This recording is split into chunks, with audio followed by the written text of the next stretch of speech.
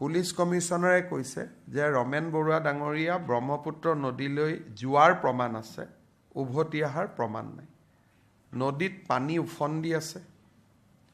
যদি কোনোবা নদীলৈকে যায় আৰু উভতি নাহে, মই ভাবোঁ যে ইয়াত আৰু বহুত বেছি বিষয়টো লৈ পেলাই আগবাঢ়ি যোৱাৰ বহুত বেছি প্ৰশ্ন নাথাকে। নিয়তিৰ পৰিহাসক আমি স্বীকাৰ কৰিব লাগে।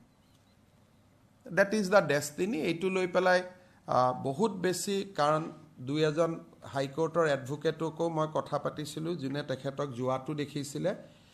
যোৱা দেখা বহুত মানুহ আছে নদীৰ কাষলৈকে, আৰু আমাৰ ট্ৰেকাৰ ডগো যেতিয়া গৈছিলে যোৱা জেগাখিনিত গৈ ৰখি গৈছে, আৰু যোৱা জেগা আৰু নদীখন একদম একে। আৰু সেই নদীৰ পৰা মানুহ উভতি অহা প্ৰমাণ যদি নাথাকে, তেতিয়াহ'লে নিয়তিৰ পৰিহাসক আমি স্বীকাৰ কৰা উচিত। আৰু যিটো ঘটনা বা যিখিনি পুলিচে গম পাইছে, বহুতখিনি কথা ক'বৰ কাৰণে অসুবিধা, কিন্তু পুলিচে যিখিনি কথা পাইছে, ৰাতিপুৱা তেওঁ প্ৰচণ্ড মানসিক আঘাত এটা পাইছিলে। তেখেতে ৰাতিপুৱাই এটা, মই শব্দটো প্ৰচণ্ড বুলি কৈছোঁ, তেওঁ এটা প্ৰচণ্ড মানসিক আঘাত পাইছিলে। আৰু প্ৰচণ্ড মানসিক আঘাতটো পোৱাৰ পিছত তেওঁ ব্ৰহ্মপুত্ৰৰ ফালে গ'লগৈ, আৰু ঘূৰি অহাৰ কোনো প্ৰমাণ আমাৰ হাতত নাই। পুলিচ কমিশনাৰে কৈছে যে ৰমেন বৰুৱা ডাঙৰীয়া ব্ৰহ্মপুত্ৰ নদীলৈ যোৱাৰ প্ৰমাণ আছে, উভতি অহাৰ প্ৰমাণ নাই। নদীত পানী উফন্দি আছে।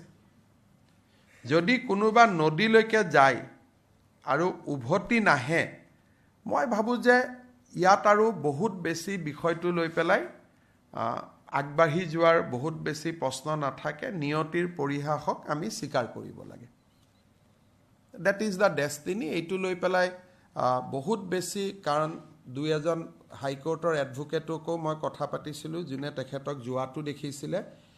যোৱা দেখা বহুত মানুহ আছে নদীৰ কাষলৈকে, আৰু আমাৰ ট্ৰেকাৰ ডগো যেতিয়া গৈছিলে যোৱা জেগাখিনিত গৈ ৰখি গৈছে, আৰু যোৱা জেগা আৰু নদীখন একদম একে।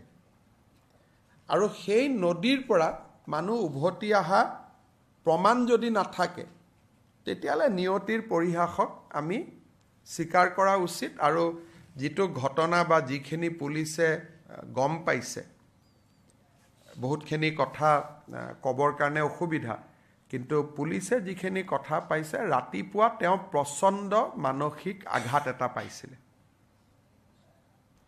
তেখেতে ৰাতিপুৱাই এটা, মই শব্দটো প্ৰচণ্ড বুলি কৈছোঁ, তেওঁ এটা প্ৰচণ্ড মানসিক আঘাত পাইছিলে।